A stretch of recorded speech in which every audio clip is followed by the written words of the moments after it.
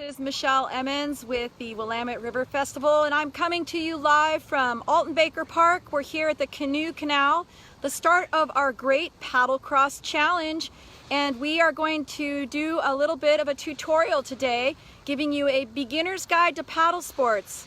And at this point, I'm going to go ahead and turn it around and introduce you to our guide for today. So this is Marcel Bieg. He's with the City of Eugene's Recreation program, and he is one of their program supervisors focusing on their paddle sports, and he's going to give us a little bit of a great tutorial on how to get started in paddling. Hey everybody, great to meet you today. So yeah, we're just going to talk about a few things having to do with paddle sports, just some basic information on the gear you need, and then talk about some universal ideas that are the same no matter what kind of paddle craft you use, as in a kayak, a stand-up paddleboard, a canoe. They're just kind of universal ideas that work for all different crafts. So behind me here, I've got a couple different kayaks and a couple of different stand-up paddleboards. I've got some life jackets and I've got some paddles. So pretty much the basic gear that you need to get started while you're paddling. So we'll talk a little bit about it. So let's start with life jackets. Statistically speaking, life jackets are the #1 piece of equipment to keep you safe. So usually if there's mishaps on the water that end in drowning, it's because people weren't wearing their life jackets. So it's a really simple thing to wear and fix. And modern life jackets are super comfortable, super convenient as far as pockets and cool stuff to have, and so you kind of forget that they're even on. And honestly, they are actually a pretty cool factor nowadays. So I'm wearing what's called a Type 3 life jacket. Life jackets are broken into different types, and our typical river or paddling life jacket is a Type 3. I have another one here, and I just want to point out what that Type 3 means. So any life jacket that is okay to use has a Coast Guard approval on it. And it will say on that approval what the intended use is. So for example, kayaking, canoeing, or sailing, or water skiing. So there are Type 3 life jackets that are not specifically meant for kayaking. So you definitely want to get one that is meant for the paddle sport that you're going to do, like canoeing, kayaking, stand-up paddleboard. The other thing about life jackets to note is that they have to fit properly. So this life jacket fits properly on my build. It's a large, extra large size, and if I pull on the shoulders, the life jacket doesn't slip up. And if it does, I just need to adjust it down. It's important to note though, that life jackets come for specific body sizes. So for example, this is a youth life jacket that's specifically designed for paddles between the weight of 50 and 90 pounds. So even if I could fit in here, it wouldn't be the appropriate life jacket for me to use. So this is just kind of a pullover design, pretty slick. This one's another youth life jacket that's a zip up in the front, but you'll notice it even kind of looks bigger. So if you have a bigger kid that still falls in the 50 to 90 pound range, this will fit that person. Or if you have a smaller kid, something like this will work. The other kind of life jackets that paddlers tend to use is something called a Type 5. And a Type 5 life jacket is for special use. So a lot of stand-up paddleboarders like to use an inflatable life jacket, which is totally appropriate for flat water conditions. It's not appropriate for river conditions. So, you know, if that's what you're using, this basically goes around your waist. It's designed to be worn in the front, and in the event that you need it, you can pull the, I'm not going to do it, but you can pull the little tab here. It'll inflate, you flip it over your head, and then it works like a regular life jacket. But again, not appropriate for moving water. So if you're thinking about doing the paddlecross route here in Eugene as part of the Willamette River Fest, or just for fun, this is not the right type of life jacket to use. You need to use something that's inherently buoyant, like what I'm wearing here. There's also other Type 5 life jackets, like this. This is also a Type 5, but it's meant for rescue. So unless you have the training for rescue, it's not necessarily appropriate. But if you're doing a lot of river stuff, it's a good idea to go out and take a rescue class, and then you can use something like this. The life jacket itself is actually a Type 3. It just has some features that are pretty much meant and designed specifically for rescue, and so that's why it's set up that way. So that should give you a pretty decent idea about the life jackets themselves. Now let's talk a little bit about crafts. So I'd like to talk about kayaks first. So every kind of paddle craft has subgenres, if you will. So kayaks, if I say, hey, I'm paddling a kayak, that tells me very little information about what I'm actually paddling. So for example, I have two paddle craft here, two kayaks.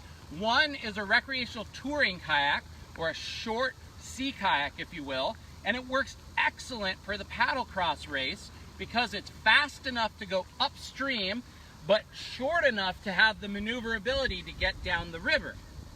Versus my other boat here, this little tiny boat, which is a play boat. So this is designed for surfing waves in the river or doing tricks in the river. You know, this is great specifically for that, but it's not really great for going up the canoe canal. It's really, really slow. And although it's fun on the river, it's pretty small. So it's really designed for a very specific thing. And these are almost at the opposite ends of the spectrum.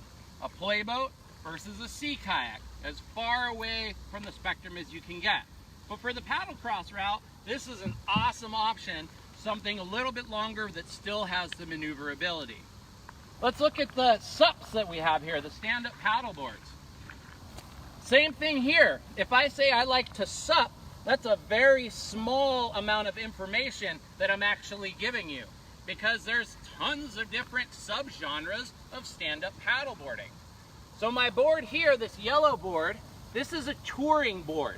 Or in other words, it comes to a point, it has a little bit more of a keel, and it's a much faster board for traveling across flat water. The catch with it though, is that it's narrower, and with the sharp nose and very little rocker, it doesn't maneuver very well. So although it'd be really fun for the paddle up, unless you have some pretty major SUP skills, it's pretty challenging to paddle through the whitewater. On the other end, here I have a general use stand-up paddleboard. So this is more of the classic stand-up paddleboard shape that you would imagine. Doesn't come to a point, it's not sharp, it's really wide. You know, the difference between 28-inch beam and a 33-inch beam, so much wider. Definitely a little slower, but still plenty fast enough to get up the canoe canal, but then has that width and stability to make it more comfortable for paddling down. So that's just a couple options. Now these SUPs are made out of a plastic material, so they're very, very durable. There's also inflatable stand-up paddleboards that can work and are really durable and light, but you have to inflate them and make them stiff. And there's also super fancy carbon fiberglass stand-up paddleboards, which are really fast, really quality light, but you sure don't want to smack those into a rock.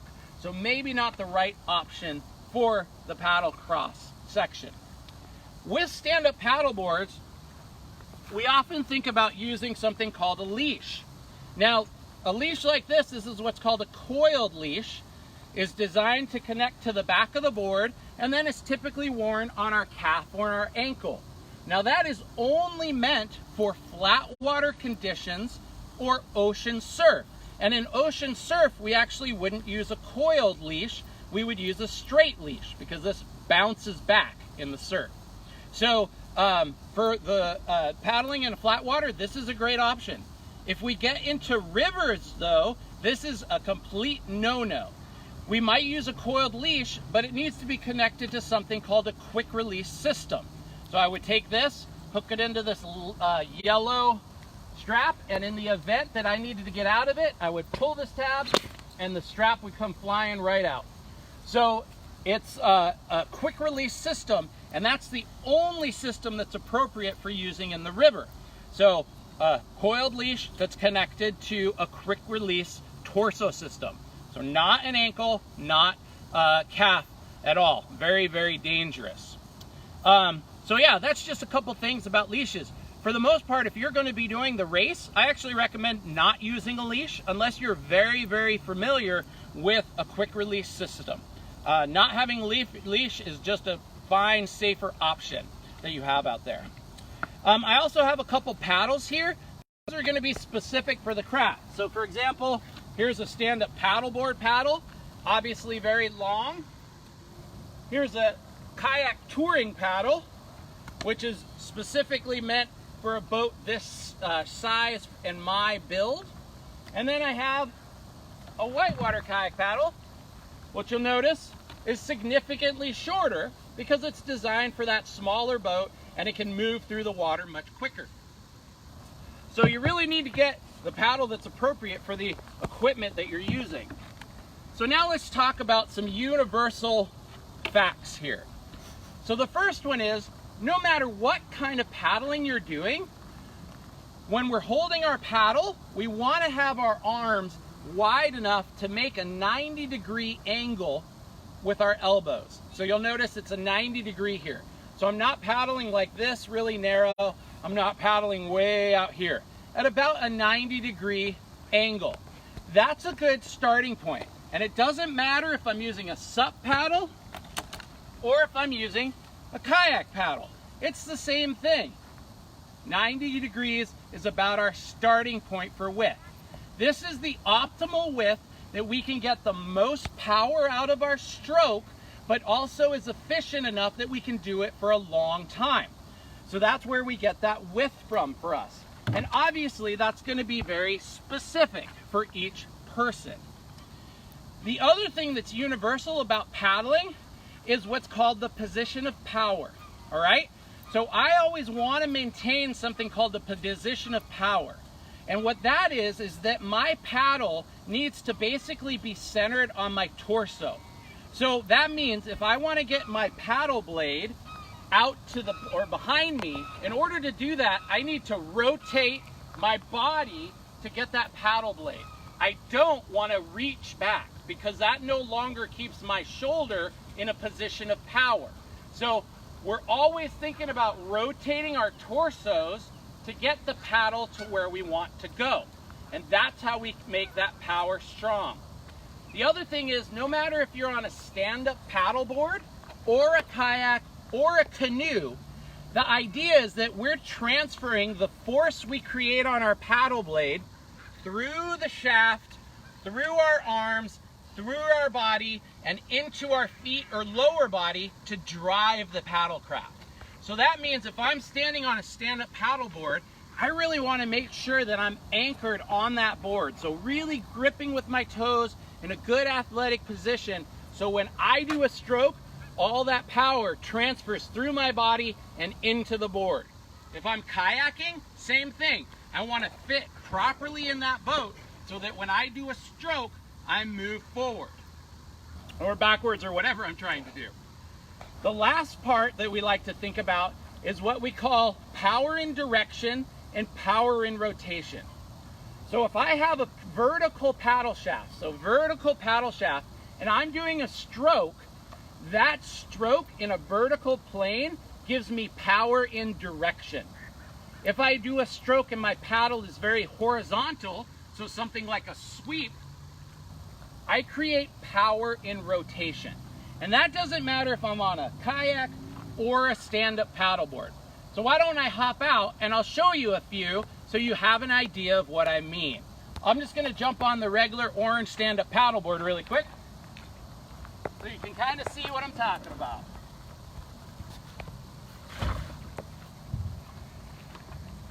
I'm going to go ahead and step into the water. Start on my knees, as this is comfortable and the water's pretty shallow here, so I don't want to fall down. Once I feel like I'm in a good spot, I can go ahead and stand up and find that center point of my board so it sits nice and flat. Now, I'm in an athletic stance and I'm in what's called my touring stance, so my feet are straight across. On a stand-up paddleboard, I might do what's called a hybrid stance, where one foot is back, one foot is forward, and it's a little more of an athletic position. Or I might go back into what's called a surfer stance, so I can actually sink the back of my board to do more maneuvers. So it just depends what my goal is. But in general, if I'm trying to make the board travel as fast as possible, I want to have it as flat as possible in the water. So I'm going to go ahead and do some forward strokes and watch what happens if I keep my paddle nice and vertical. Need to lengthen this out a little bit for me. There we go. All right, so you'll notice, nice and vertical, and I move in a beautiful straight line to where I'm going. I can step back, sink my tail, spin the board around, step back. So here we go, vertical again. Vertical, vertical, vertical. And now I'm moving in a nice straight line very efficiently. I can stop my board by sinking the tail. Now the flip side of that is a horizontal stroke. So now I'm going to do what's called a sweep stroke. So my goal is to make the paddle as horizontal as possible. So if I hunch down a little bit into an athletic position, I get my paddle very flat and horizontal to the surface of the water. I unwind and rotate my torso. My board moves in a really nice arcing motion to make the board spin. So a combo of those vertical strokes to get me where I need to go, and then sweeping horizontal strokes allow me to make turns and continue to have that very efficient stroke. I'll go ahead and hop in my kayak now, and we'll show you that same idea, but in a kayak. So I'll kneel down again, step off my board,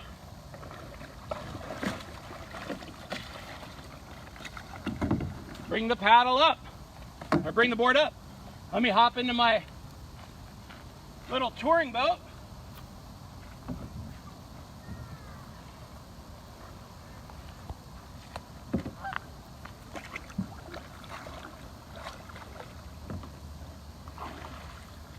So with kayaks, obviously they're a lot more narrow than a stand-up paddleboard in general. So I want to get my center of gravity down into the seat as fast as possible. That makes the boat nice and stable. Now I'm going to go ahead and do the same thing. Some vertical strokes, and you'll see the boat will take off in a really nice straight line. Here we go, vertical. Good torso rotation.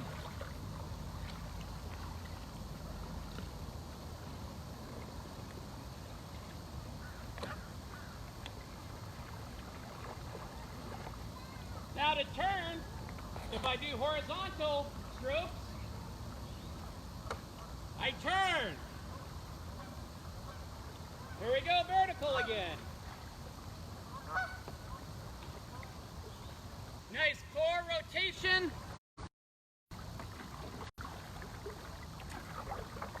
And I can make that boat fly through the water. Now the last thing I would like to mention when we're talking about paddle sports, and this is pretty much universal, is that if I put my whatever paddle craft I'm in on edge, so tip it to the side, I actually shorten the water line of that craft.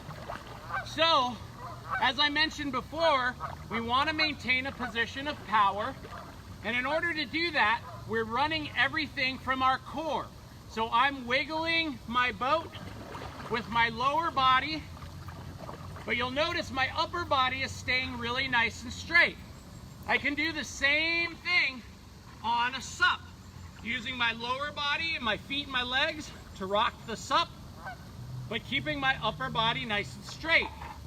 I should be able to find positions on an edge to hold that boat on an edge, which I call a tilt. Now when I do that, the length or the water line of my boat is a little shorter, and my keel, or the part that makes the boat go straight, is actually up out of the water. So now if I combine the slight tilt with a sweeping stroke or that horizontal stroke, I'll actually make the boat turn a lot faster than I would if it was flat.